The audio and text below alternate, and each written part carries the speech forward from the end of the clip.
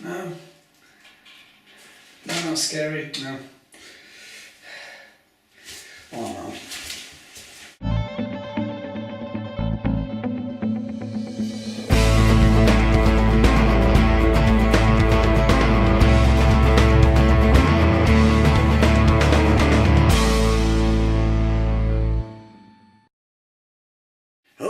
I am Oscar and happy Halloween to you all, and let's celebrate Halloween with a horror film review, that horror film being Oculus. Oculus is a 2014 release starring Karen Gillan and Katee Sackhoff. Those are the only two names.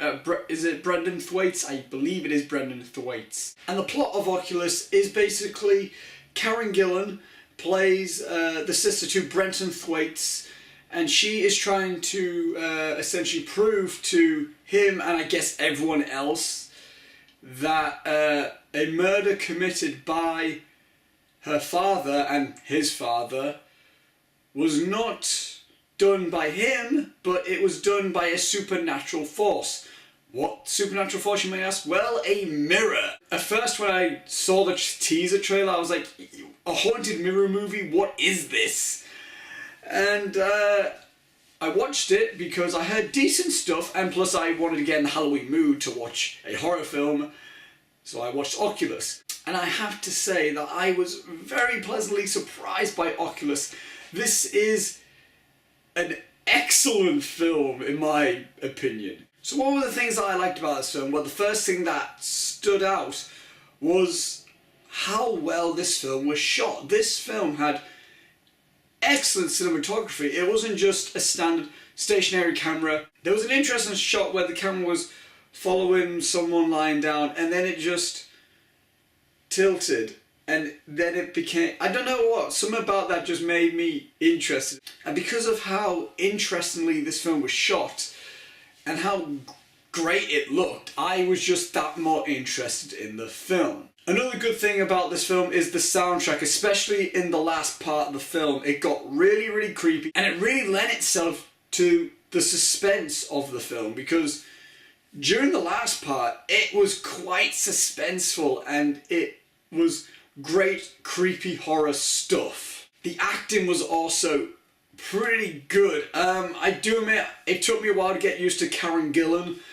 She was good from like the majority of the film, but from the start, I don't know, something about her performance kind of felt a little bit hamming it up, just a little bit. But then, you know, once the story progressed, you know, it felt more like, okay, yeah, that's her character. I believe in it a little bit more. I thought Brenton Thwaites did a very good job as well, being the supporting character to her. I thought he played a good yin to her yang as far as opinions about this whole mirror were, because she was the one believing that, like, yes, this is a supernatural crazy mirror thing, and he was like, no, it's crazy, you know. It's like, look, all this, there's got to be a logical thing behind it except for this wacky mirror. And I thought they did have good chemistry as brother and sister, and I thought it showed within their performances. And now this film also goes back and forth between present day and the past, when Karen Gillan and Brenton Thwaites were just kids, and it goes back and forth between that and what, like, the crime was that they're trying to prove was all supernatural instead of just a domestic issue. And within the past scene we see the dad, and I don't know the actor's name, but I thought he did a pretty good job being just a normal dad, and when he needed to play the crazy guy, I thought he did very well at that. But I think the standout performance in this film was by the mother, played by Katee Sackhoff. Katee Sackhoff is mainly known for Battlestar Galactica and more recently Riddick. However, I know her mainly from the Schmoes Know podcast when she was a co-host of the show. So I mainly only know from that. And this was, I believe, yeah, this was like the first time I've seen her act. Because I haven't seen Battlestar Galactica and I haven't seen any of the Riddick films. So yeah, this was the very first time I saw her act.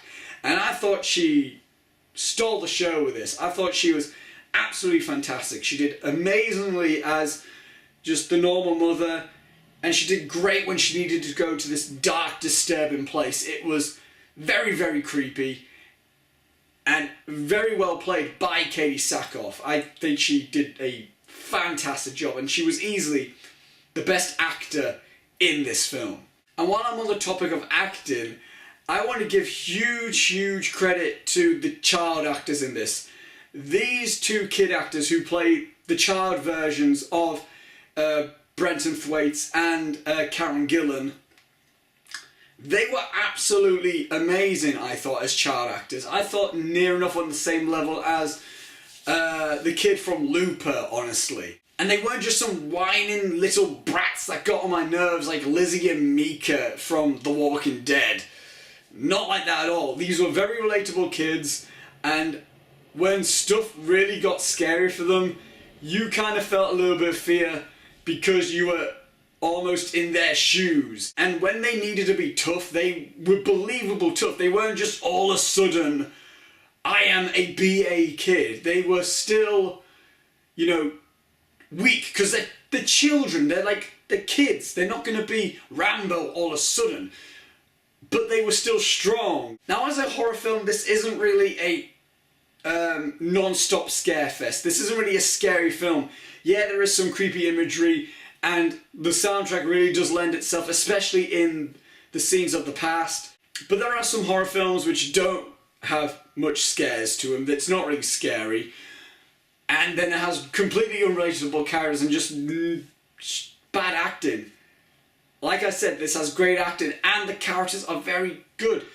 The characters are relatable, and when things happen to them, you're like, oh my god, I don't want these people to get hurt, because it's they're relatable and they're good people-ish, sort of. Some of them are. And they do a good job of building this domestic story. And when stuff hits the fan, it's kind of terrifying in a way, not because it's like, oh no, jump scares, disturbing imagery, just because in the way that I would say Psycho is in a way terrifying, that there's just a dude killing people. And like this, it's like, oh my god, this stuff can happen. Like, these arguments can happen within a family. This is kind of terrifying in that way. And probably one of the best things this film has done, and along with other films this year, like Gone Girl, for example, it makes you question your sanity. Like, on the other side, you could be like, this is terrifying because, you know, there's abuse going on with all of this. And then you're like, oh my god, this is terrifying because of this ghost-like being happening. And you really start to question, wait, are we kind of going insane? Like, there's a moment where what happens with Karen Gillan and someone else, you know, if you've seen the film, which involves a broken piece of pottery. That is the main thing where I start going like, oh my god, am I going a bit insane? Like, the film starts messing with my mind in a way. And another great thing about this film I want to say is, like, it was never slow paced. I was always entertained. I was always in it with the characters. If I had come up with another complaint besides from a bit of a hokey acting from Karen Gillan in the first bit, another bit of complaint was like the first bit kind of, you know, it took a little bit to get to the main thing. I wouldn't say it dragged, but it was kind of conventional a little bit. It just felt like it didn't fit in with the rest of the film. Not to say that it wasn't good, it just wasn't, like, as good as the rest of it. And another plus I would like to say, which might please a lot of horror fans, I can only remember one jump scare within the entire film.